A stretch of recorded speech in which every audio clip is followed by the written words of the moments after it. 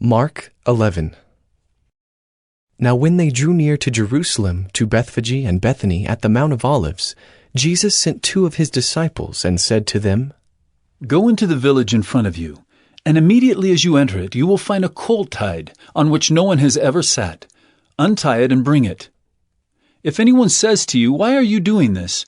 Say, The Lord has need of it, and will send it back here immediately. And they went away and found a colt tied at a door outside in the street, and they untied it. And some of those standing there said to them, What are you doing untying the colt? And they told them what Jesus had said, and they let them go. And they brought the colt to Jesus and threw their cloaks on it, and he sat on it. And many spread their cloaks on the road, and others spread leafy branches that they had cut from the fields. And those who went before and those who followed were shouting, Hosanna! Blessed is he who comes in the name of the Lord! Blessed is the coming kingdom of our father David! Hosanna in the highest! And he entered Jerusalem and went into the temple. And when he had looked around at everything, as it was already late, he went out to Bethany with the 12. On the following day, when they came from Bethany, he was hungry. And seeing in the distance a fig tree in leaf, he went to see if he could find anything on it.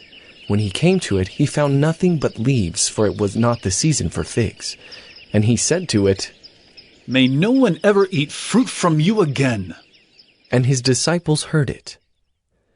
And they came to Jerusalem, and he entered the temple and began to drive out those who sold and those who bought in the temple. And he overturned the tables of the money changers and the seats of those who sold pigeons. And he would not allow anyone to carry anything through the temple. And he was teaching them and saying to them, Oh, is it not written, My house shall be called a house of prayer for all the nations? But you have made it a den of robbers. And the chief priests and the scribes heard it and were seeking a way to destroy him, for they feared him because all the crowd was astonished at his teaching. And when evening came, they went out of the city. As they passed by in the morning, they saw the fig tree withered away to its roots. And Peter remembered and said to him, Rabbi, look! The fig tree that you cursed has withered! And Jesus answered them, Have faith in God. Truly I say to you, whoever says to this mountain, Be taken up and thrown into the sea, and does not doubt in his heart, but believes that what he says will come to pass, it will be done for him. Therefore I tell you, whatever you ask in prayer, believe that you have received it, and it will be yours. And whenever you stand praying, forgive if you have anything against anyone, so that your Father also who is in heaven may forgive you your trespasses. And they came again to Jerusalem. And as he was walking in the temple, the chief priests and the scribes and the elders came to him. And they said to him, By what authority are you doing these things? Or who gave you this authority to do them? Jesus said to them, I will ask you one question. Answer me, and I will tell you by what authority I do these things.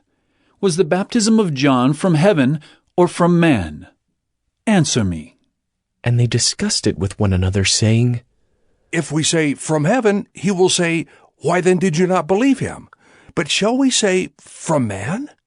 They were afraid of the people, for they all held that John really was a prophet. So they answered Jesus, We do not know. And Jesus said to them, Neither will I tell you by what authority I do these things.